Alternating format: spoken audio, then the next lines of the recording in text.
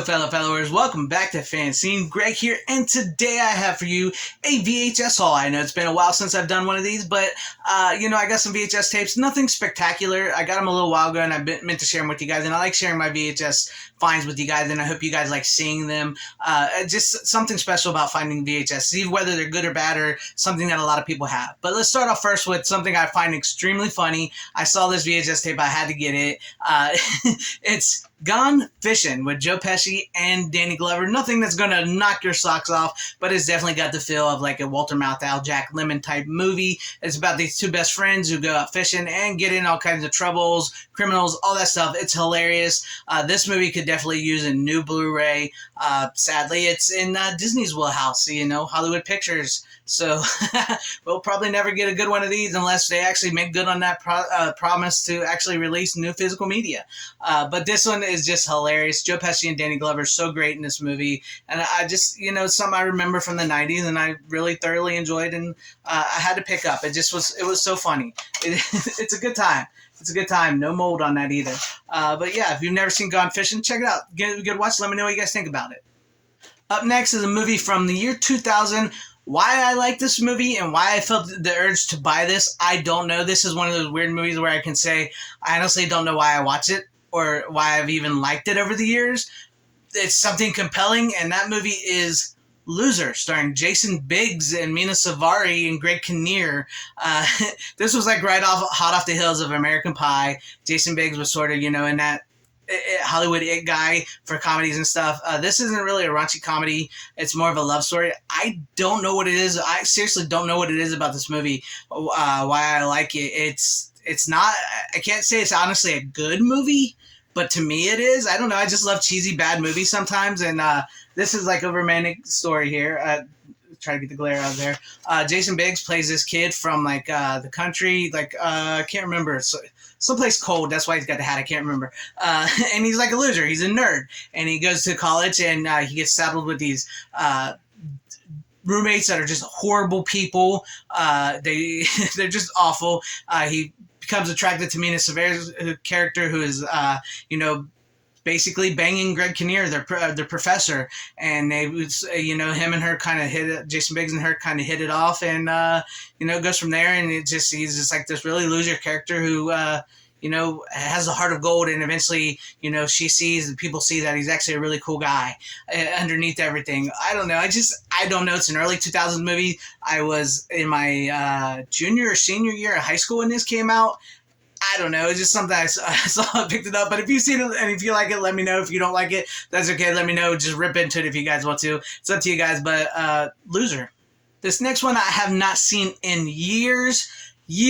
But that would be The Butcher's Wife, starring Demi Moore and, oh my gosh, I just forgot his name, Jeff Daniels. I almost wanted to say Jeff Bridges for a minute. It's Jeff Daniels. This is sort of like a romantic comedy, sort of magical thing. Demi Moore has like superpowers. Plus, she's blonde in this and looks smoking hot as a blonde. But I don't know. It's just something I have not seen in years, and they don't really make movies like this. It has this like sort of mystical edge to it. It's when Greenwich Village butcher Leo Lemke, George Zonza, I hope I said the name right, returns from a North Carolina fishing trip. He can't wait to show off his prize catch, his beautiful new wife, a country clairvoyant named Marina, Demi Moore. But the butcher's pride turns to prime concern when he hears gossip about a backwoods psychic whose charms are turning hardened city dwellers into love-struck kids. Dr. Alex Trimmer, Jeff Daniels, the local psychiatrist, isn't convinced of Marina's so-called powers, but his textbooks can't explain the joy she speaks or the growing attraction he feels towards her. This was just one of those movies. Like I said, I have not seen it in years and years. I would have to give this a watch. I remember finding it fascinating and funny, and plus a lot of people really had a crush on Demi Moore, and she was always hot, and it was fun. And Jeff Daniels was sort of at his prime in the 90s there. This was just one of those weird fun movies. I had to pick it up, and look at the cover artwork. I mean, that you cannot beat old school VHS cover artwork from the 80s to the 90s, 70s. Just beautiful. Remember the times when we actually had movie stars? I mean, like real legit movie stars. I mean, right now all we got is Keanu Reeves and Tom Cruise are like still legit movie stars. But the movie stars died, and and that's due to a lot of reasons. But How about some Mel Gibson, Michelle Pfeiffer, Kurt Russell, Tequila Sunrise? I mean, I remember this movie being a really taut thriller. It was really good. You know, Mel Gibson plays this ex-drug runner, a bad guy type thing, and his best friend Kurt Russell, or well, a childhood friend I grew up with, is now a cop, and he's got to bring him in. And Michelle Pfeiffer is torn between these two men. It's one of those classic things. It's directed by the guy that did Chinatown. Robert Towne did this. It's just, I remember, I haven't seen this in a while. A lot of these movies I haven't seen in a while. That's sort of why I was drawn to them when I picked them up at the VHS thrift store. You know, I just remember this being a really good thriller, a decent movie. It's like a movie star movie, you know. Freaking Kurt Russell, Mel Gibson, just awesome actors. Michelle Pfeiffer, hot in her prime. Just this movie, you know, says it's a sexy, tough, two-fisted thriller. I don't know. I just saw it, and I haven't seen it in so many years, and that's why I end up buying these VHS tapes, is because I haven't seen them in so many years, and I see them there on the you know, sitting on the shelves, kind of like having my tapes here at the thrift store, and I'm like, oh, I love those. But yeah, I remember this just being a really cool movie, and just kind of interesting, and it's just like an old school thriller. And they don't really make a lot of these. Once again, they don't really make a lot of movies like these anymore, or have movie stars anymore. And this was just a fun pickup that I felt like I needed to get.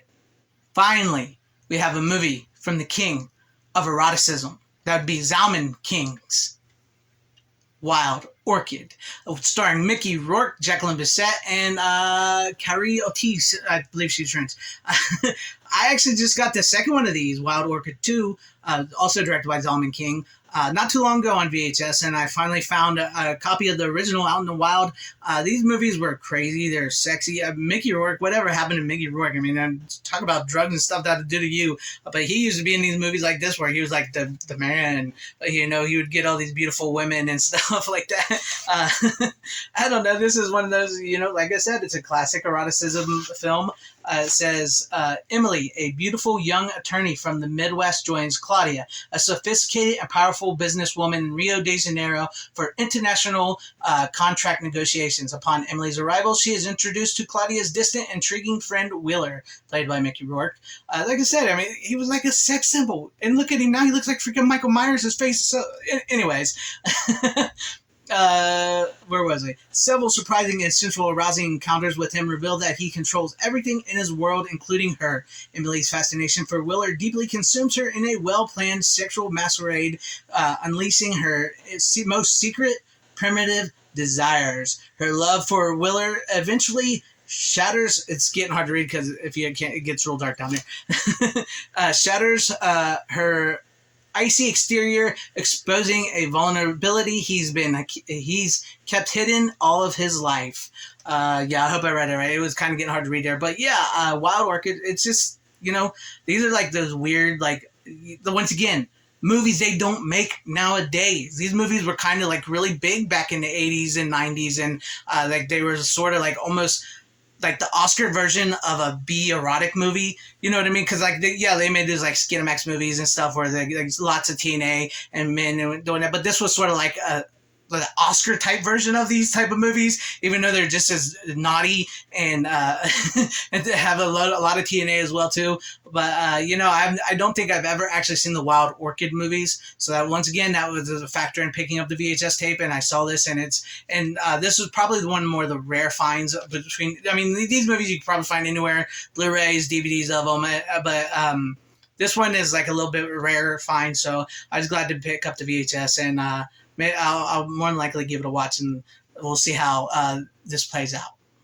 There you have it. That's my VHS haul for this VHS haul video. I hope you guys enjoyed it. Let me know what you guys thought about these titles. Which were your favorites? Which ones do you not like? Seriously, let me know, and leave me some comments in the comment section down below, because it does help me with the algorithm. You know, if you leave a comment, maybe consider hit the like button, subscribe, hit the bell for notification. That really, really, really helps, and I hope I did earn your subscription or joining and becoming a channel member. Shout out to my channel members. I appreciate every one of you guys. Thank you for being here and sticking with me. Thank you for everybody watching.